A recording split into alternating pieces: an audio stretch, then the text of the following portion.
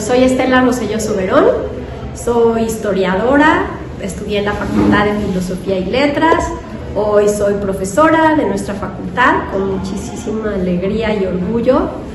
Investigo y soy investigadora del Instituto de Investigaciones Históricas y también del Centro de Ciencias de la Complejidad de nuestra universidad.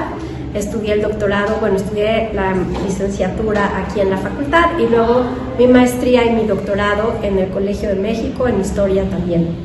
¿Cómo fue que decidió estudiar Historia? Sí, le contaba a Israel hace un momento como yo creo que yo sabía que quería ser historiadora desde muy chica, ¿no? Y pensaba en mi lectura, una de las lecturas que más marcó mi vocación y mi vida, sin duda fue Los Tres Mosqueteros de Alejandro Dumas.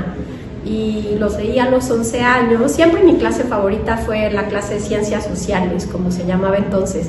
Era donde veíamos historia de México, historia universal, y eran mis libros favoritos, unos libros de la SEP muy bonitos entonces, por cierto, de papel revolución, ¿no? Pero que me fascinaban, que me encantaban, y sin duda cada vez que empezaba la clase de Ciencias Sociales yo era muy feliz en la primaria. Después leí Los Tres Mosqueteros, que marcaron mi vida y mi vocación, como les decía. También platicar mucho con mi bisabuela, que había vivido la Revolución Mexicana, y yo pasaba muchas tardes con ella sentada en su sillón, contándome historias de la revolución. Eso también fue muy importante. Mi maestra de segundo de secundaria sin duda fue importantísima, sí me descubrió la Edad Media y la peste y el amor cortés, y creo que supe muy pronto que quería dedicarme a la historia. Sí, pues ahí fue bien importante contar con el apoyo de mi mamá. Mi papá había muerto hacía poco tiempo, cuando yo iba en tercero de secundaria, y cuando yo llegué a sexto de prepa, yo quería estudiar historia, pero las cosas en mi casa no estaban fáciles, ¿no? Y de pronto ser historiador era así para mucha gente como, te vas a morir de hambre, no vas a poder vivir de eso, ¿para qué estudias historia? Y cuando yo le dije a mi mamá que yo quería estudiar historia, ella se puso feliz, a pesar de que vivíamos en una situación económica difícil, ¿no? Y ella me dijo, estudia lo que a ti te guste y lo que te apasione, porque uno tiene que encontrar su pasión en la vida, y cuando uno encuentra su pasión, uno va a ser bueno en eso, ¿no? Y estoy segura que lo vas a hacer muy bien y adelante. Entonces, contar con ese apoyo de mi mamá fue importantísimo. Pues ella estaba sola con mis dos hermanos y conmigo, y no sentir la presión de alguien que me decía, no estudies eso y mejor estudia algo que te dé mucho dinero, fue muy importante, ¿no? Y obviamente siempre fue estudiar historia, era venir a la universidad, a la UNAM. Mi papá siempre tuvo un enorme amor por la Universidad Nacional Autónoma de México, mi mamá también. Entonces yo sabía que la mejor opción para estudiar historia era sin duda la Facultad de Filosofía y Letras. Pero cuando yo llegué a esta facultad, viniendo de una escuela chiquita, una escuela privada, pues fue así como que el mundo se abrió para mí en realidad, o sea, en todos sentidos. Así de pronto tuve que ir a la pizarra que estaba allá abajo para ver los horarios y empezar a ver con qué maestros quería tomar clase, ¿no? Y era así como, ¿y ahora cómo se hace esto? Ya a mí siempre me habían todo hecho, ¿no? Me lo habían dado hecho y todo era mucho más fácil, pero fue como llegar a la facultad, fue llegar al mundo, llegar a la vida real, y fue muy emocionante, muy muy bonito y muy emocionante. Un poco abrumador también, porque era así como, cuánta gente que somos distintos unos a otros, ¿no? Éramos muy diferentes, mis compañeros, mis maestros, pero justo esa era la riqueza que yo veía, o sea, esa diversidad y esa oportunidad de conocer historias tan distintas y realidades tan diferentes y gente tan diversa, pues fue muy emocionante y muy bonito desde un principio. Yo entré a la licenciatura, ¿no? Y en ese momento pues eran todas mis materias obligatorias. No sé ahora cómo sea el plan de estudios, pero entonces había casi puras materias obligatorias y casi que te tocaba al azar los maestros, no podías escoger todavía maestros. Y entonces conocí yo en los pasillos a un chavo que era mucho más grande que yo, ya estaba acabando la licenciatura.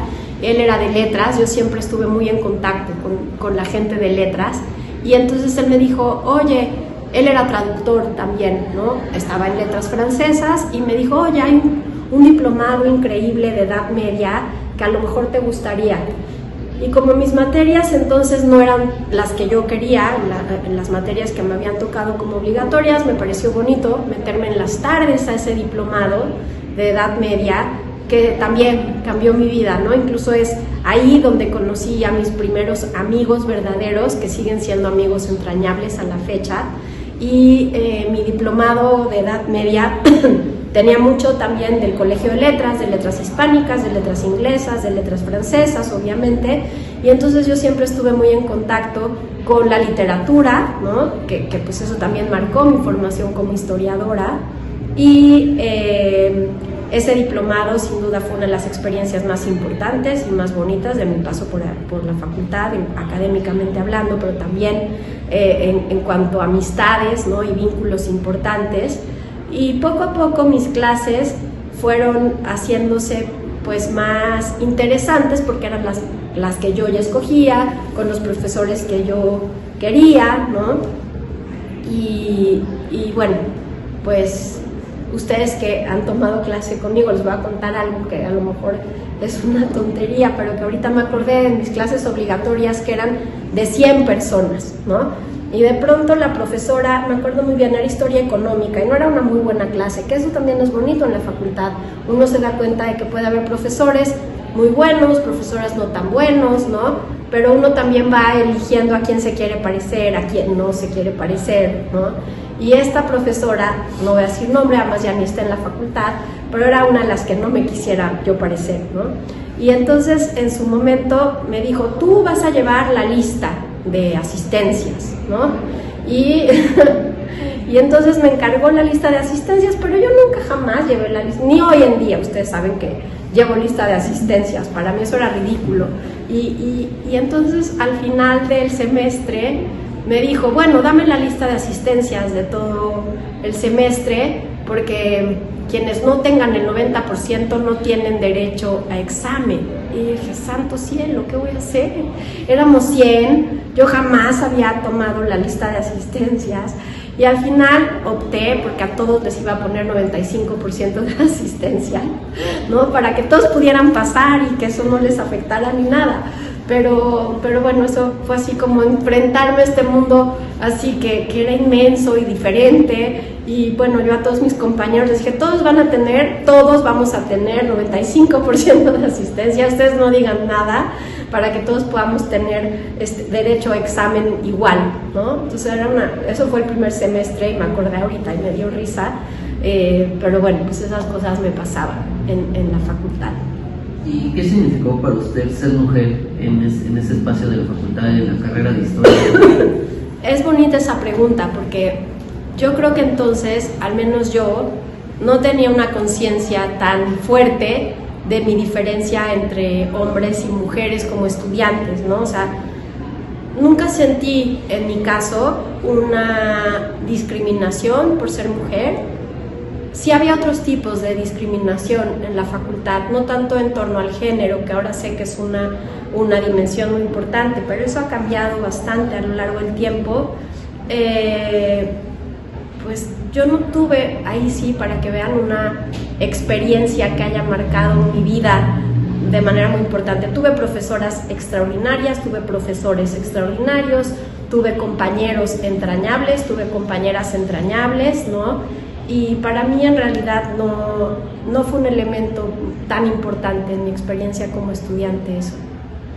¿Y cómo de alguna forma ha continuado con sus amistades que formó en esta facultad hasta el día de hoy? Sí, 100%, o sea, son, digamos que de mis amistades hoy más importantes, más entrañables, así que son casi mis hermanas y mis hermanos, pues los conocí en la facultad, o sea, le debo eso también a esta facultad, ¿no? A Daniela Gleiser, Susana Sosensky, Rodrigo Bazán, que está en letras, Mónica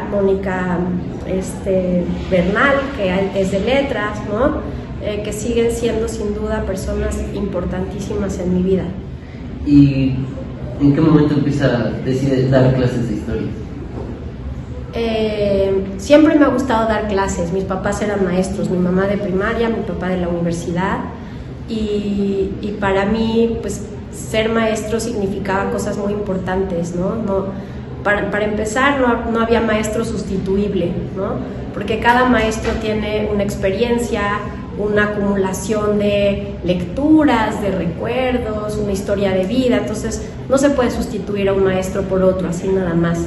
Y además, yo desde siempre con mis papás aprendí la importancia que tenían los maestros, ¿no? Y cómo un maestro te puede cambiar la vida y te puede descubrir así el universo, o también te puede oprimir, deprimir, mermar la autoestima. Entonces siempre supe que quería dar clases, o sea, eso era natural en mí.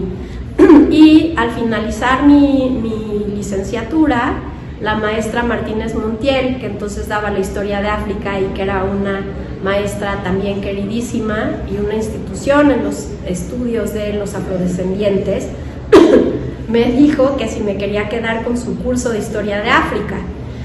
Y para mí fue un honor enorme que ella me escogiera para seguir con su línea. Disfruté muchísimo, aprendí muchísimo, porque preparar una clase, ustedes lo saben, no es cualquier cosa. O sea, preparar clases, prepararlas bien, pues te puede tomar 2 días una clase de preparación, ¿no? Y ahí además yo no sabía gran cosa de África, ¿no? Pues yo una estudiante de licenciatura que estaba interesada en muchos temas, en África sí, porque estaba muy interesada en las poblaciones afrodescendientes de la Nueva España, por eso había tomado clases con ella, pero tuve que leer y aprender mucho para preparar la licenciatura de África, y después, poco a poco, ya dejé la asignatura de África.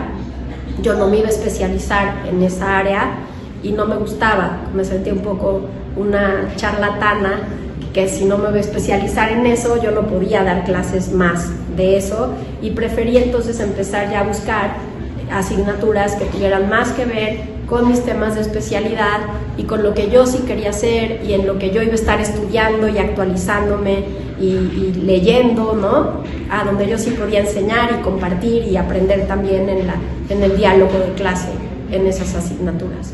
Muy pronto me interesé por la historia, bueno, primero por la historia colonial, por la historia medieval, por la historia de la Edad Moderna en Europa, sobre todo.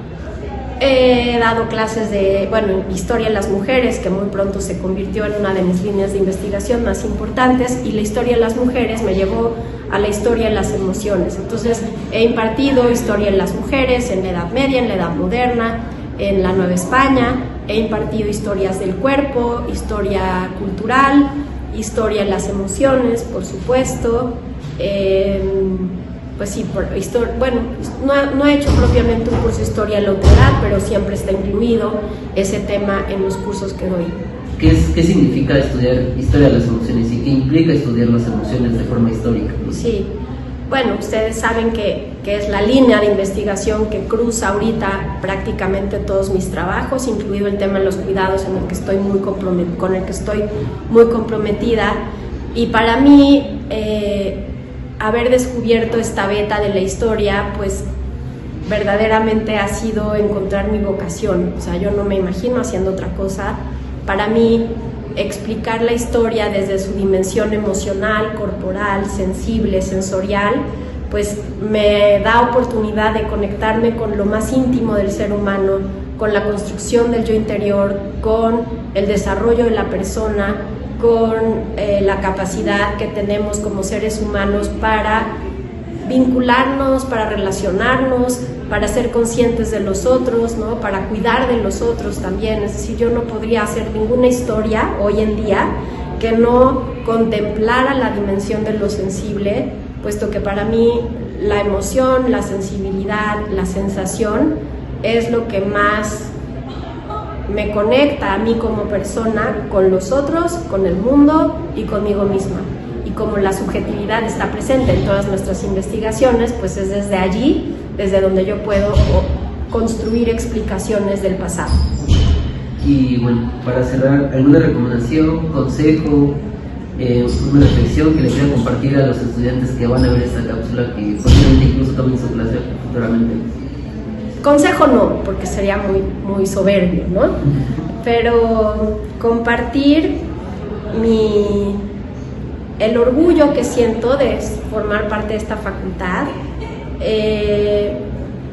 el sentido de pertenencia también, que le da mucho sentido a la existencia, sentir que uno forma parte de una comunidad, que uno puede hacer cosas por su comunidad, que uno se interesa por el otro. O sea, como siento que hoy en día es muy importante que como estudiantes de historia y de humanidades volvamos a recuperar la importancia de nuestra individualidad, pero en función también de ser parte de una comunidad, en función del bien común, es decir, encontrar un equilibrio entre la importancia de ser persona y de defender nuestra libertad, nuestra voluntad, ¿no? nuestra subjetividad, pero sin olvidarnos de que esto solo cobra sentido en relación con los demás, en relación con el otro que me acompaña o al que puedo acompañar, en relación con el medio ambiente. Entonces, lo que yo quisiera compartir es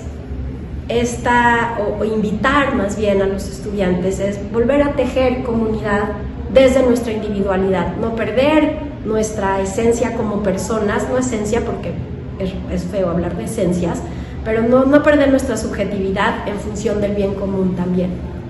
Bueno, pues muchas gracias, doctora. Al contrario, muchísimas gracias a ustedes, chicos, chicas.